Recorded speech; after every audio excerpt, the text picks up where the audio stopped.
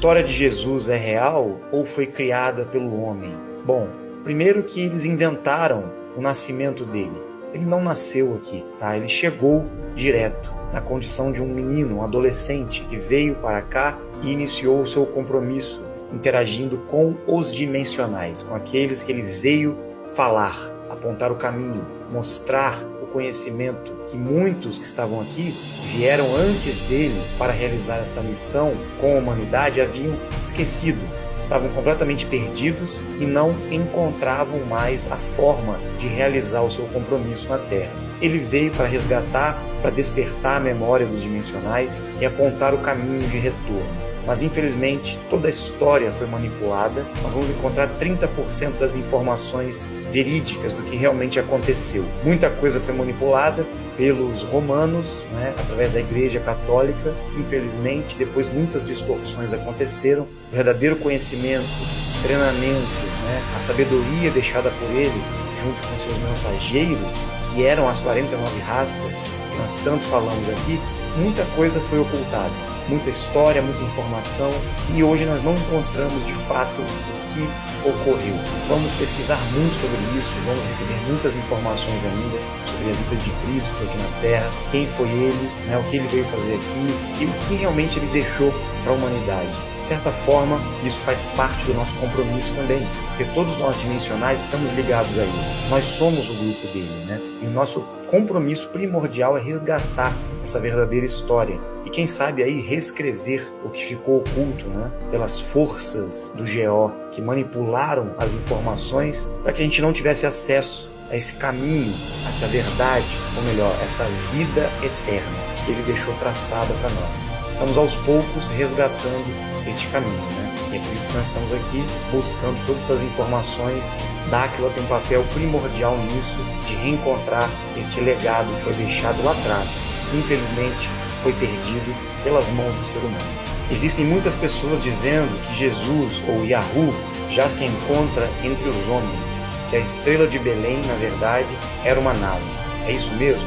Sim, a estrela de Belém era uma nave, a constelação de Ofiucos. Foi nesta nave que ele, Jesus Cristo, ou melhor, Emanuel, chegou à Terra, naquela passagem que nós conhecemos na história da presença dele aqui, da sua última presença aqui. E de fato, ele já está presente, já está se manifestando entre nós. Muitos já tiveram contato com ele, muitos estão tendo a oportunidade de saber, de fato, o que vai acontecer no seu retorno oficial. Ele disse que voltaria, mas não vamos imaginar Jesus como ele era lá atrás, naquela época. Apesar de ter muita similaridade no compromisso, na ação e na relação com a humanidade, essa história que nós conhecemos foi manipulada, como eu falei. Então nós temos que imaginar Jesus como o ser como ele realmente é. Emanuel está totalmente relacionado à energia suprema, à polaridade masculina de Deus. Então nós vamos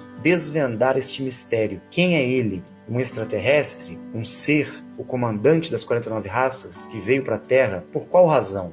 O que ele fez aqui realmente? De fato, ele está presente, sempre esteve presente. Ele nunca nos abandonou. Primeiro que ele nunca morreu e nunca nasceu. Ele chegou aqui, depois ele foi embora, com seu próprio corpo, que ele se manifestava aqui na Terra. Inclusive, muitos não sabiam quem ele era, porque ele se manifestava de várias formas naquela época, com faces diferentes, Ele transfigurava, às vezes como um jovem, às vezes como um idoso, às vezes como um negro, um asiático, um caucasiano. Ele mudava de aparência o tempo todo, sempre na polaridade masculina. Ninguém sabia quem ele era de fato. Apenas os apóstolos, ou melhor, os consoladores, os orientadores da época, que era um grupo de aproximadamente 72 pessoas que estava com ele realizando o trabalho, o compromisso, para despertar os dimensionais. A gente sabe que Pedro, João e Tiago, e Maria Madalena principalmente, tinha o legado de levar esse conhecimento e deixar preservado para as futuras gerações. Existem grupos que conseguiram resgatar fragmentos dessas verdades, sobre a presença dele na Terra, e esses conhecimentos, essas histórias ficaram aí perdidos em vários papiros, em textos, inclusive que foram encontrados recentemente que são conhecidos como alguns evangelhos apócrifos, né, que estão aí para serem pesquisados, principalmente o evangelho de Tomé, de Maria Madalena, de Pedro, de Bartolomeu. Todos esses evangelhos, né, que são textos históricos, mesmo fragmentados, contêm um pouco da verdade ali,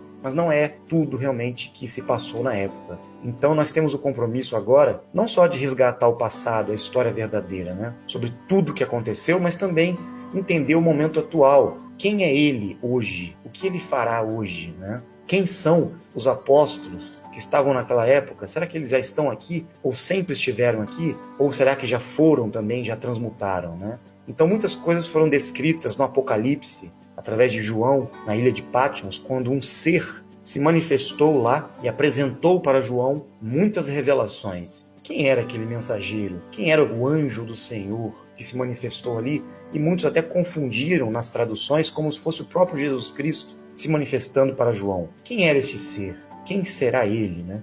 Vamos ver se a gente descobre isso em breve. Enquanto isso, vamos continuar pesquisando aí e buscando conhecimento, né? Por que Emanuel veio como adolescente e não como adulto? Ele sempre veio como criança, no início do seu compromisso. Ele sempre veio como um jovem. Prestem atenção nisso. Ele sempre se manifestava como um jovem, como uma criança. Depois, ele se manifestou como adulto. Ele passou pela terra e todo o tempo que ele ficou aqui, ele chegou primeiramente como um jovem que veio das estrelas para ajudar a humanidade. E agora, muitos anos depois, quem sabe, né? Esse jovem não está retornando aí. Ou quem sabe já retornou, né? Como você pode ter tanta certeza que Jesus não nasceu aqui?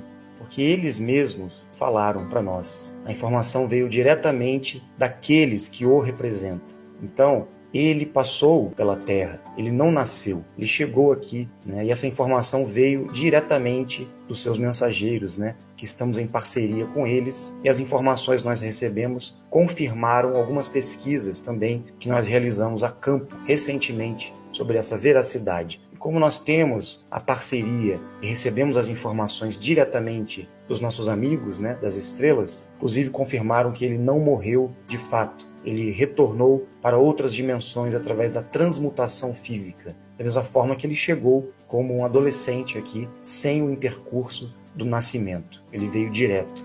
Os apóstolos transmutaram? Alguns sim, outros não. Outros ainda estão aqui realizando o compromisso deles e esperando o momento dessa transmutação que está por vir aí.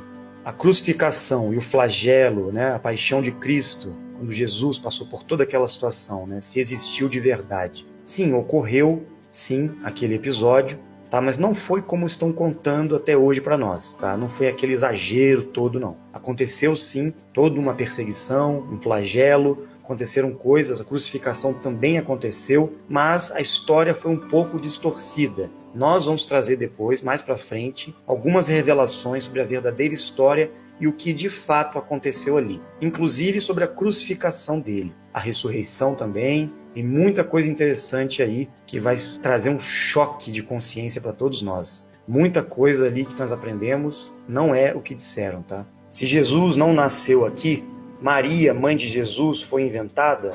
Não. Maria, de fato, existiu, José também. Eles cuidaram de Jesus. Eles foram responsáveis pela tutela. Eles estavam preparados e treinados. Já eram seres muito bem conscientes do que iriam fazer. E o compromisso deles foi justamente receber Jesus quando ele chegou na Terra, Emanuel. E eles estavam com ele o tempo todo. Ela sempre foi um exemplo de mãe, né? Justamente porque ela cuidou, ela ajudou, ela orientou, ela foi responsável por muitas coisas. E ela é uma divindade hoje, né? Ela é um ser transmutado. Então muitos criaram essa referência justamente por isso. E ela continua atuando junto com ele, junto com as 49 raças, tá? Mas não nessa visão, nessa imagem religiosa que a gente entende, porque a igreja manipulou e distorceu muitas coisas, né? Colocou ela como se fosse algo misturado com a imagem de Maria Madalena, com a imagem de outras amazonas, mas ficou esse arquétipo da Virgem Maria. Então, a humanidade acredita muito, tem muita fé na presença dela. Então, de certa forma, essa energia direcionada a Maria, o próprio Jesus também, né, está diretamente relacionado ao papel que eles estiveram, né, a função que eles tiveram na Terra na época, que foi justamente realizar esse compromisso com os dimensionais, tá?